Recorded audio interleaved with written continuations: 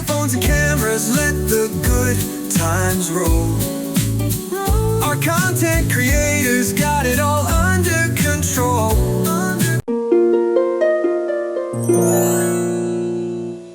Lights, camera, action. Let's start the show. Here's a little bit of wedding advice from me to help your love story unfold. Spicy one that we're talking about. It may be an unpopular opinion. But welcome back to your wedding series. We are in season 2, episode 17. This is episode 17. Some of you may be watching this by video and some of you might be listening to this podcast. So I try not to talk too loud in your ears just in case you're only listening to this by like those headphones or earbud things or all that other stuff. So welcome back, you guys. And this is going to be a very spicy topic that is talking about who pays for this. Now, as you know, we already have a budget binder. But today we're breaking down who pays for which wedding items that show up. And this is going to be parents edition. We're talking about the parents on the bride side and the parents on the groom side. And then we'll talk about why it seems so one-sided on the bride side. Because you're going to see there's a lot that the parents of the bride pay for in comparison to what's being paid for traditionally by the groom's parents. So remember, all of this is just going to be talking about traditionally. We're talking about a time, depending on when you're watching this, this may feel like, wow, that was a million years ago. But if you're watching this, you can see if it's got like years on it or whatever by the time you're watching this, or if it's just days. It's not that bad to think about like traditionally that this could have happened, that things could have gone this way, that there was a time in wedding history, the history of weddings, that things were different. Things were just done differently. So we're going to talk about traditionally who pays for it. And then of course, things are different typically now. Things are a lot different. So we're going to break down traditionally who pays for this, and specifically we're going to look at the parents edition. So the next 5 days, including today, is going to be a breakdown of each and every main group. Now you could have like aunts, uncles, grandparents, what do we call them? Step siblings, step parents, things like that are also come into play when it comes to the money talk. You could also have them come into play, but we're going to talk about our main like key players when it comes to all of this. And that's where we're going to look at the parents for today. We're going to look at the bride, then the groom. We're also going to be looking at the bridal party, okay? The bridal party. So in today's episode, we're just going to be focusing on the parents for episode 17. Now, typically, traditionally, the parents of the bride will pay for the engagement party. So the engagement party itself, as soon as you get engaged, everyone's excited. You guys know I did an episode about the engagement party already, and we broke down who paid for that and some of the timing on that.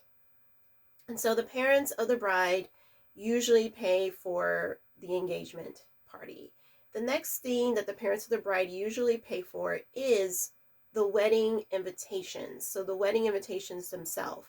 Now, a lot of people will have save the dates and other announcements that they want to have, like other wedding events that they have going on, like the bachelorette party, the wedding shower, the bridal shower, the Hindu party, things like that they may want to send an announcement for. This is all paid for by the bridal party, the bridesmaids' parents, okay? The main bride. What am I saying? The bridesmaids' parents. No, not the bridesmaids' parents. The bride's parents, okay? I hope I wasn't saying that in the beginning. The parents of the bride. We're just going to say the parents of the bride. All right. They usually are the ones that are paying for all the stationery. So any kind of announcements or invites that are going out, they are paying for it. Even for the engagement party, they would be the ones that are paying for that stationery. The next thing on our list is going to be services of the bridal consultation. So the services of the bridal consultation is broken down into the wedding planner, the day of coordinator, these two key players, and they will probably have a team. These are going to be your service bridal consultation people. Okay, these are people that you're consulting with. If you decide to have a wedding planner, the people that are paying for this is usually the parents of the bride. That's who's paying for that wedding planner. And no, they are not inexpensive. We did do a whole video on that. They are not inexpensive. The wedding gown and the accessories. So the bride's wedding gown, some people are wearing dresses these days instead of a gown. And then all of her accessories. So her earrings, it's going to also be like any of her undergarments, her shoes, her little purse, things that she's going to be having on the day of the wedding. This is usually paid for by the parents of the bride. Okay, so just know that. Then we have the flowers for the ceremony and the reception. So when you get to the venue, you're usually going to see a lot of flowers everywhere. You don't have to go with flowers. You can decorate with other things besides flowers, and we are going to discuss this a little bit more to give you some ideas, because you may not know that like flowers are not your only option for decorating. Okay, you may not know this. So yeah, we are going to talk about that. But these decor pieces, especially the flowers, are usually paid for by the parents of the bride. Okay, and once again, no, they're not inexpensive. They are not inexpensive. Flowers are very, very expensive, and they're another one of those things that went up in the year of 2020. We're now way years after that, and things are still expensive and still going up, which is quite sad. But the cost of flowers are not inexpensive. So they are the ones that are also paying for that. The bouquets for the bridesmaids specifically, the bouquets for the bridesmaids is paid for by the parents of the bride. I opted to go with with roses for each of my bridesmaids, and then they each had like a little bit of like leaves on them, like the big green leaves, and a little bit of the baby's breath. So you don't have to do an entire bouquet if you don't want to for each of your bridesmaids. Okay, there are other options. You just need to look at this. You just need to look around. Some people have the little wristlet corsages, things that you would see like at like when you're in high school and you have the corsage. I'm thinking of it, homecoming, the homecoming party, and the homecoming, the big event. And so football game and stuff, you will see people wearing those at the homecoming. You could also do that for your bridesmaids to wear down the aisle. Okay, and that's totally fine. And then you may want to give them like a certain walk to have, because usually they're used to holding that bouquet, right, to come down the aisle. So you may want to play around with how do you want them to walk down the aisle if they only have a wrist corsage. But this is not about the bouquets right now. Okay, let's keep going. The music is usually paid for by the parents of the bride. So whatever music you decide to go with, whether it be a DJ, whether it be a band, whether it be a harpist, whatever it is, this is, the parents of the bride are paying for this traditionally. All of the media is usually paid for by the parents of the bride. Photography, videography, and content creation. So the photographer, videographer, and content creator, all three pieces of your media team are paid for by the parents of the bride. The next part is going to be the ceremony and reception. Thankfully, we have already discussed this one. You guys know that every episode, as we are planning this wedding and we are talking about each wedding item, I say, hey, welcome to the budget binder segment. And then we talk about who's paying for this. And then we will, drop in there the name of the person or people that will be paying for that specific item or items that we are discussing in that episode. So I'm really helping you guys out as we go along. But today I just wanted to kind of give you like an overview on who's paying for it, Parents Edition. So yeah, we already talked about the ceremony and the reception in another video and other videos, that yes, that is paid for traditionally by the bride's parents. Now we have the bridal party transportation to the venue on the day of the wedding. So to the venue on the day of the wedding, to the ceremony, to the reception. If you're just having a courthouse wedding, that's fine too. If you're at the church, that's fine too. Anywhere where you're going to be having the actual wedding day, wherever you're going, you know, most of the time people are going to need a ride because they don't live wherever it's going to be, or, you know, they're not in close vicinity to where it's going to be. So that transportation is usually paid for by the parents of the bride. And I don't think a lot of people realize that. And they're always like scrounging to figure out like, well, how are we going to get money to pay for this? Where does it all come from? If you plan in advance, it'll be easier. Okay. It'll be much easier on you, on everybody. Now, the last thing that the parents of the bride pays for before we move on to parents of the groom is their wedding attire. So they will have their wedding attire that they're going to wear. I mean, this is pretty obvious. They've got to wear something nice. Hopefully that goes with your theme and your colors.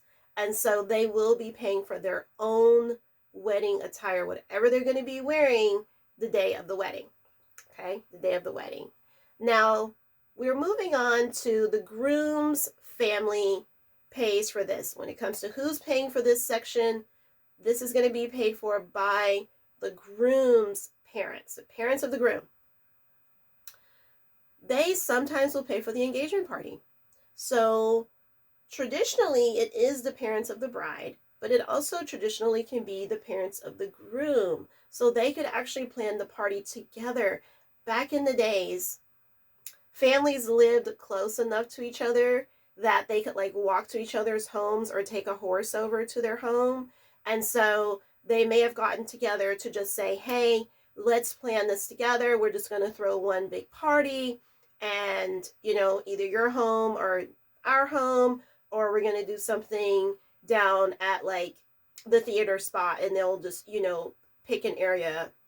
Basically, it was just one area where they would put plays on and stuff, and they may have thrown like a party in there or thrown an engagement party at the little church house. So there you go for that. Now, the other thing is the rehearsal dinner. The rehearsal dinner is usually paid for by the parents of the groom. When things start getting super tricksy about all of this, you guys, is when things start being paid for by other people that traditionally wasn't. So then you'll get to some things like the rehearsal dinner and be like, well, oh my gosh, well, who was supposed to pay for that? And it's like, well, we can't ask the groom's parents because they are the ones that ended up having to pay for the ceremony because of circumstances. And so you see how things kind of get all wackadoodle when things don't kind of like fall into play. I know that not everybody is going to fall into all of this, and that's why I'm saying traditionally. The parents of the groom is also going to be paying for their own wedding attire. So that's a given. But as you can see, their list is quite smaller than the parents of the bride.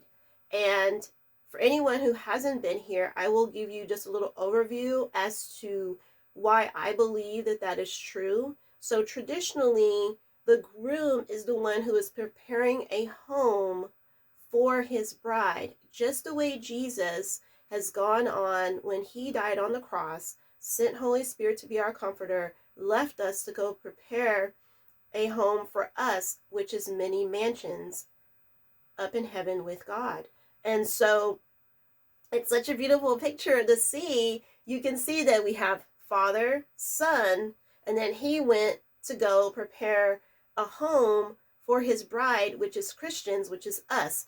Oh my gosh, it's so beautiful. And so what's happened is people have gotten things completely out of order. They don't realize what's going on. They don't know who's paying for what. And so that's what ends up happening, is that sadly, people don't realize that that's why the groom isn't paying for so much when it comes to the wedding. Like, the groom's parents aren't overhauling these things, because when it comes to the pay, because the groom side is trying to, him and his parents are trying to get that house together and trying to get things prepared for him and his bride to come home to after the honeymoon. Okay, well, back in the day, the honeymoon was like sometimes having to be in the parents' quarters. They didn't really go away for the honeymoon, and the house was sometimes still being built, and then they got to move into their home after the honeymoon phase, and it sometimes had to last a little bit, longer, where they were in that house with the parents before they got to move on to their own house. Okay, so just know that. I know that we're getting into times where people don't know how they're going to buy a house and how they're going to pay for a wedding. And now you just heard traditionally how those things normally come about, and how we've gotten so far away from the tradition and how things were usually done. This is not a bad tradition. This goes all the way back to literally God and Jesus. Wow, what a concept. What a concept. Nothing is new under the sun. Nothing. So I like getting to break this down, you guys. In our next episode, we are actually going to be doing the bride's edition of this, of who's paying for this, and then breaking down what the bride is going to be paying for and where she found that money to be able to pay for it. Those of you that are not new, you already know where she got the money to pay for it, but we are going to be breaking down what she'll be paying for when it comes to the specific wedding items. I hope y'all have enjoyed this episode. I know that it was a short, sweet, and to the point episode, but a lot of people don't understand the whys as to these things are. They just think, okay, let me go look up something on the internet and see who pays for this, and they don't really know why certain things are being paid for by who, like I said, and the why. Okay, so that's why I wanted to take the time to do this edition of who's paying for this, so that you would have an understanding. We are now at the Be My Guest segment. So if you would like to be my guest here on your wedding series podcast, I would love to have you.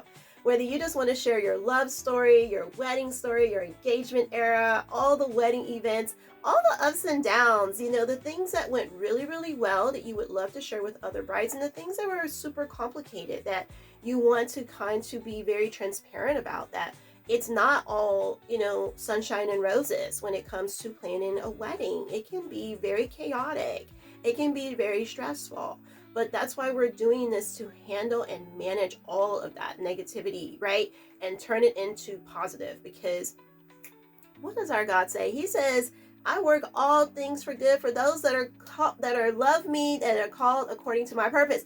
Yes, and amen to that. Okay, yes, and amen to that. So we know that even though things can be like super crazy and chaotic, that He's working all things good for us. Okay, He is really, really helping us out in this time. And so that's why I say, like, if you want to be on this segment and you want to share your story, how wedding planning went, or how things are going for you now, you don't have to be a bride or groom to be on the series. You can be a parent, a grandparent, a wedding guest, a friend, a bridal party member, anybody who wants to come on here and share their story. We would love to hear it. And how you get to do that is just by sending me an email so we can get the conversation going, because I would be interviewing you. Then we're going to do a video call together. I'm going to record the video call, and then I'm going to put it here on the podcast for other people to get to listen to, or to get to watch, depending on how they like to listen to or watch podcasts. Because you kind of get a choice here with mine. You get to see me here, and then you also, if you want, you can just listen and not have to watch me on the camera. So you guys know how podcasts go. I will see you lovebirds in the next episode, and I can't wait, because the bride's edition is going to be very good. I don't think people realize that these are just the things that she pays for, and not so much of the other things that have been put on so many people's plate. But remember, this is traditionally, this is not for everybody, And I will see you lovebirds in the next episode. Bye, lovebirds. Bye. Lights, camera, action, baby, strike a pose. Phones and cameras out, just watch it all unfold. We're the stars of the show, ain't no